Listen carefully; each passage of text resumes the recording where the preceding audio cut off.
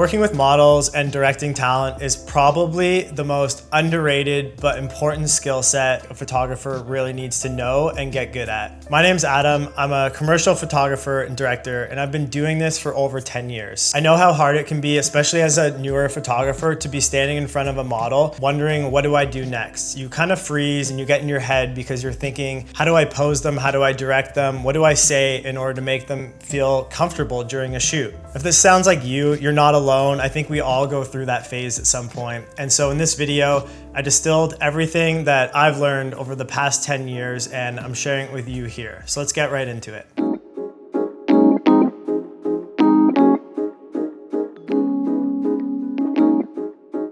When you start a shoot for the first time, you're super excited. You might be nervous, you might be worried or anxious about working with someone, about meeting with someone, and that's totally understandable because oftentimes we have never met the people that we're working with, right? We're just strangers and we're kind of thrown into a situation like in a studio or on set and sort of forced to just get to know each other really quickly and be able to create an atmosphere that is very welcoming, very warm, and allowing us to just be free to make mistakes and have fun and do our thing, right? And so you can imagine that when you meet the model for the first time, it's a pretty crucial step. And it's really important because it can either set the tone of feeling like really intimidating and nerve-wracking, or it can set the tone of feeling non-intimidating and very welcoming and open. And so what I've found that really works well when I meet talent for the first time is just simply breaking the ice, but not making a huge big deal of it, right? It's not like a job interview and you don't have to ask like a million questions and take this sort of fake interest in the person, but I just show up kind of the way that I hang out with friends, right? If you think of the way you'll call or catch up with a good friend, you'll listen, you'll take interest, and you'll just be yourself. You'll be authentic, you'll be open, you'll be vulnerable. All those same characteristics really apply when you're first like breaking the ice or meeting a model or talent for the first time. A really cool thing happens in these scenarios where I often see that the photographer will mirror the model and sort of vice versa. So you can imagine entering a shoot or walking onto set, and if you're feeling worried and anxious and kind of stressed out, then the model is gonna mirror that back to you and probably feel a very similar way, right? It's just sort of like human psychology where what you're putting out, you kind of receive. The more sort of relaxed and outgoing and fun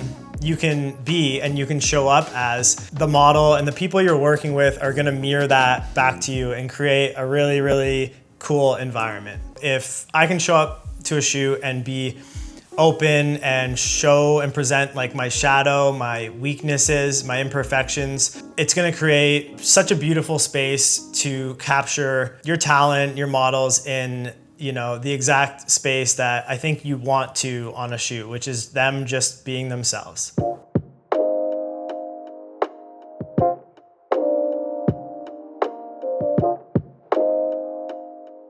After you fostered a really, really good connection, you've got like the music bumping in the studio, then sort of the next stage of the shoot is actually to start photographing, right? And I know this is a spot that can be intimidating because you're in an empty studio, you might have lighting, you might have people around, and it's hard to really know where to start. As a photographer, you might have so many wicked and cool ideas about angles and poses and lighting setups to do, and instead of that being daunting, the biggest tip I have, my second tip here, is to build up a foundation of poses that you can repeat throughout your shoots that are almost like a cheat code for you. They're in your back pocket and you can use these poses as a starting place to begin shoots, but you can also refer to them when in the middle of a shoot, you might blank and not really be sure what to do. You can use these foundation poses as sort of a base to refer to. You might be wondering now, how do I get those? If I'm a beginner or if I'm a novice, I still don't know where to start. Well, the biggest thing that I did that I'd recommend maybe you trying as well is to go on all your favorite image websites, whether it's Instagram, Pinterest, or even magazines, and saving or screenshotting, whatever you want to do, to a folder, all of the specific photos with poses you really like and that resonate with you. This, over the long term, I think will develop and hone in on your specific style, because every photographer is gonna look at a photo and like certain poses and maybe dislike other poses. And so the ones that really jive and vibe with you are gonna be the ones that ultimately reflect your style long-term as a photographer. And this is an ongoing process. It's not like you just sit down and you do this once. You can do this again and again, and it's part of the practice is, just becoming better and improving in general, is to just build up like your database or your foundation of poses. Essentially what you can do once you have those is you can export them, you can send it to your phone, send it to your laptop. I kind of use it as like a bit of a mood board, but for poses. So I've got all these different poses that I really, really like. And then I can look at one at the starting of a shoot or when I'm heading into a shoot. And I know like, okay, sweet. Today I'm going to start with, having the model maybe seated on this chair or on the stool and just turn towards the window, looking out, pondering existence, let's just say, right? And that's such a good way of just breaking the ice, getting, you and the model both feeling comfortable without all of the anxiety and worry attached to it. The more I can just kind of delegate that to like something that's just already like on the back burner, like these series of poses that I know super well, the quicker I can get into that like creative mode or creative mindset. It's like a springboard, right? It gets things moving, and you might see that the model or the talent might do something that catches your eye or that you might really like, and then you can riff off that and you can jive with that. And that's kind of where this sort of beautiful magic and spontaneity really, really happens and shines on a photo shoot.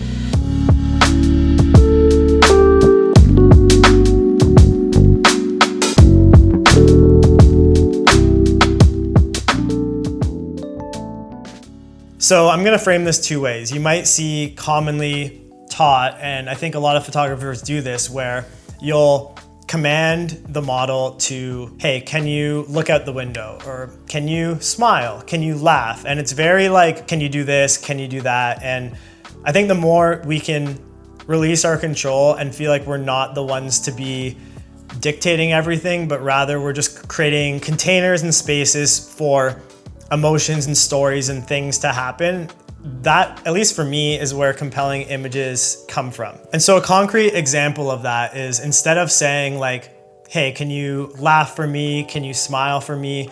I would rather frame it as sort of prompting them to remind themselves of maybe like a really funny moment. So like, hey, think of the funniest thing that your friend ever did, or think about a time when you woke up and you had like the best day that you ever had. Do you understand the difference between those two prompts or those two commands? Is that one is more open-ended. One actually evokes real emotion and real memory and real feeling, whereas one is just kind of like commanding somebody to do something. The more you can kind of nuance those two differences, and as a photographer direct people into the storytelling side or the emotive side of thing, the way more compelling images you're actually gonna get. Using these prompts can keep the model feeling just so much more natural and fun, and way less stiff and robotic, because let's face it, people don't really like being told what to do. And also, if you're asking someone to like be serious or look in wonder or something like that, those are kind of open-ended. So the model might be wondering, am I doing this right? Is this what the vision of the photographer has, or is it different? But it's a way more human, it's a way more personal way of directing people rather than just simply telling them what to do.